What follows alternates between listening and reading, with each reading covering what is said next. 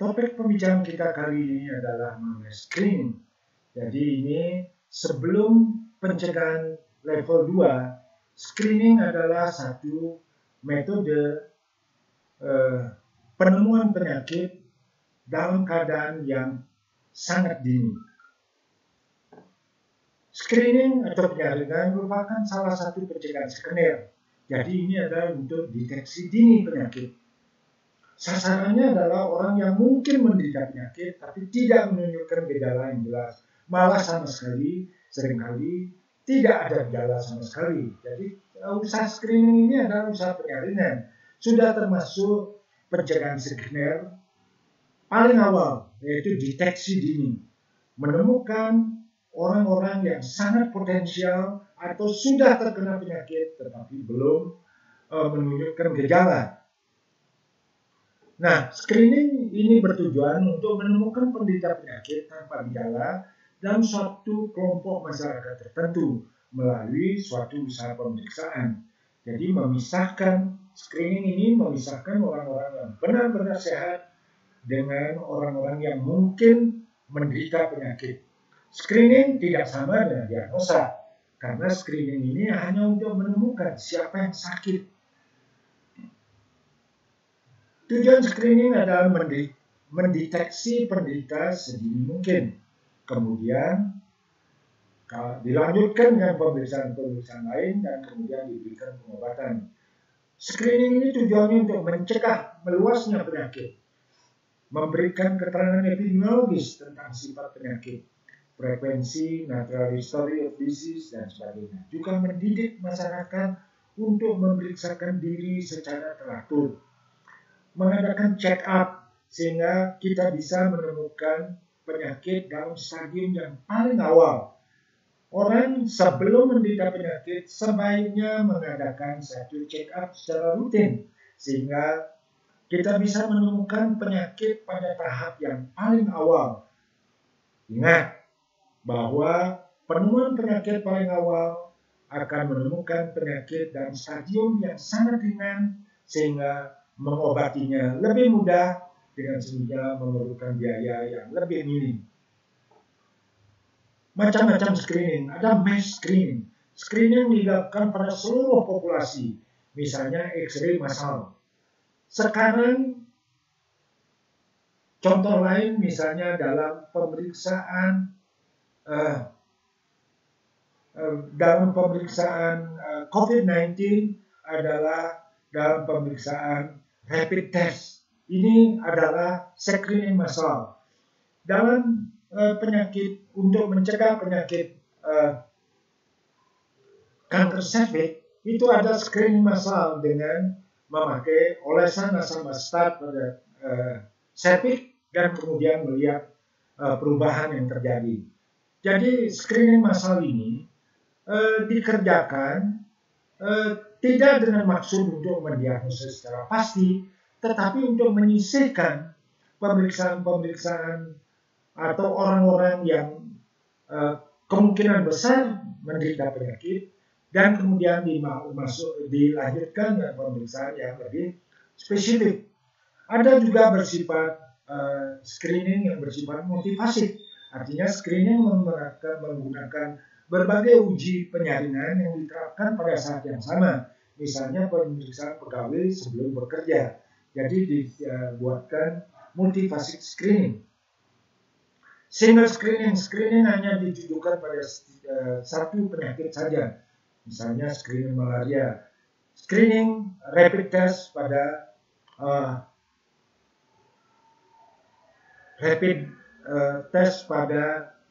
COVID itu ada screening.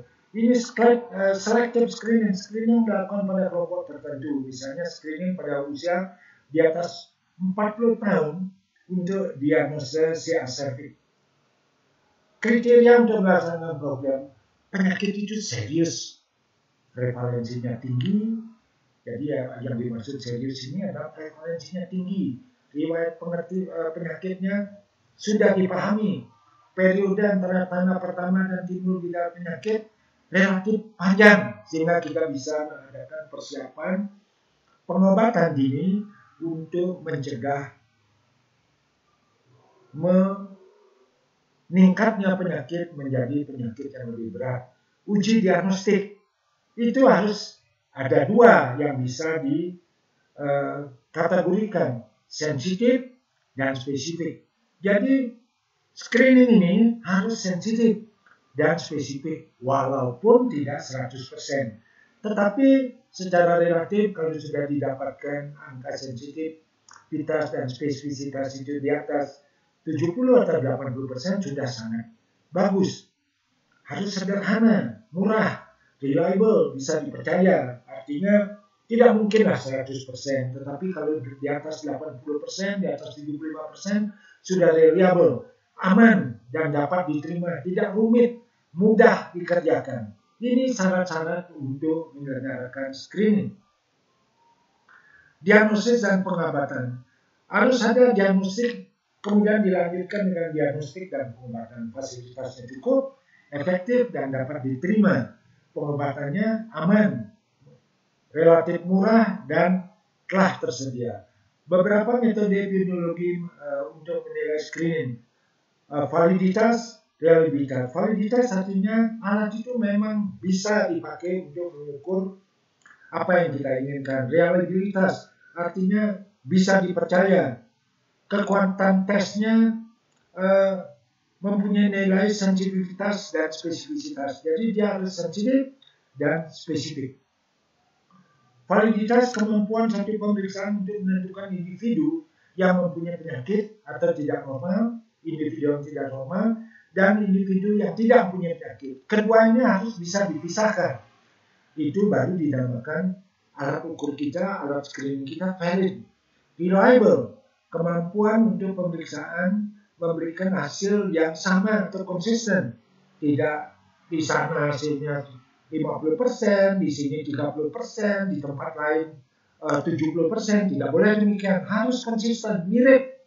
Kalau kira-kira 70, 72, 71, itu saya kira masih mirip.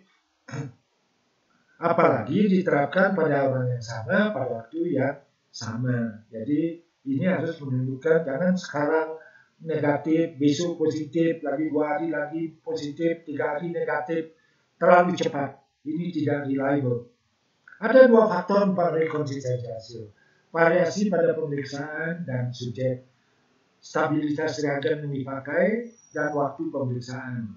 Variasi dari peneliti, baik internal peneliti maupun interpeneliti, antar peneliti. Perbedaan membaca hasil pada waktu yang berbeda oleh orang yang 2 orang berbeda, jangan sampai menimbulkan interpretasi yang juga berlawanan. Ini harus dilihat variasinya.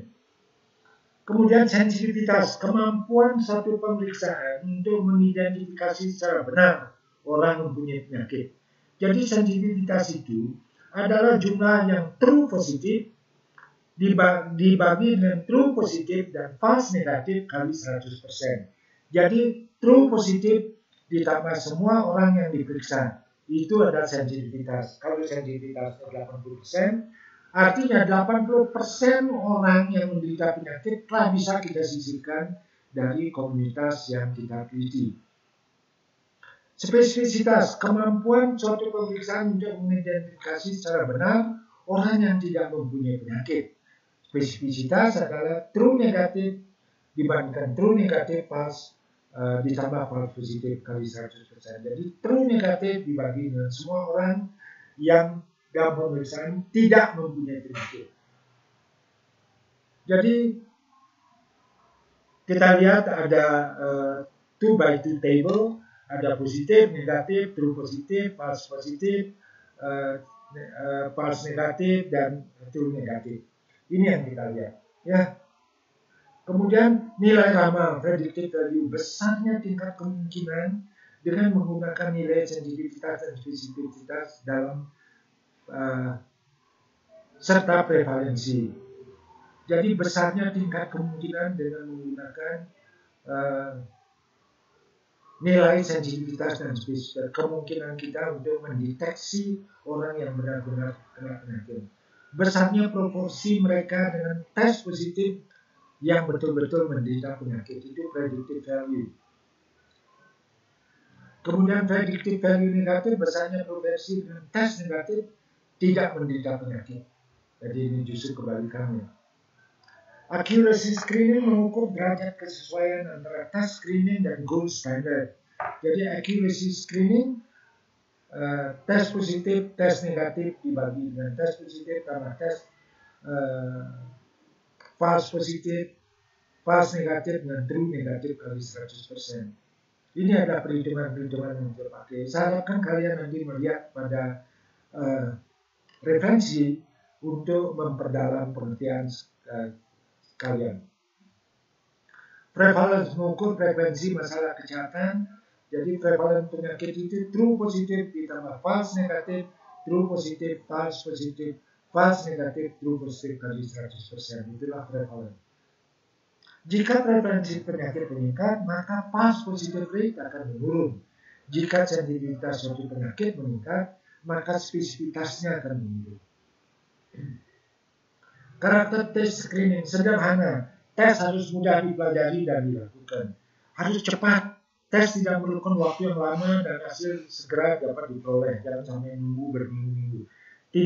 Relatif tidak mahal, aman, dan dapat diterima oleh masyarakat. Jangan sampai tes ini tidak bisa diterima oleh masyarakat luas. Jadi latihannya, coba lihat, nanti ada gold standar, lihat angka-angkanya, nanti bisa kita lihat sensitivitas, jadi kalau lihat dalam screening, yang gold standar positif, negatif, 8, 18, 2, 72, dan sebagainya. Kita lihat nanti. Jadi saudara-saudara itulah yang secara singkat mengenai tujuan screening untuk menemukan penyakit dalam waktu yang cepat dan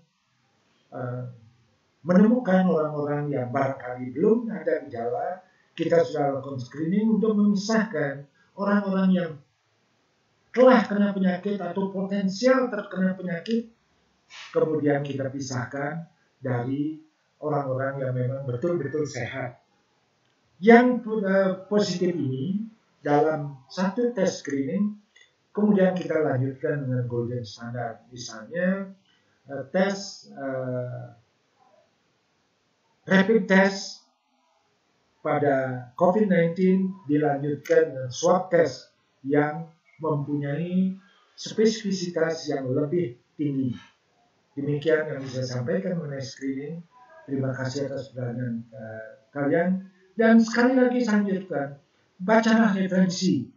Banyak sekali referensi di internet. Kalau kamu melalui klik tes screening, dan tadi apa yang kita sudah pernah bicarakan juga dalam KKIKP, lihatlah. Karena kalian dengan memperkaya bahan bacaan, kalian akan bisa mengerti lebih dalam. Kalau ada hal-hal yang tidak jelas, nanti kita diskusikan pada forum diskusi yang akan kita atur kemudian. Terima kasih atas perhatian kalian semua.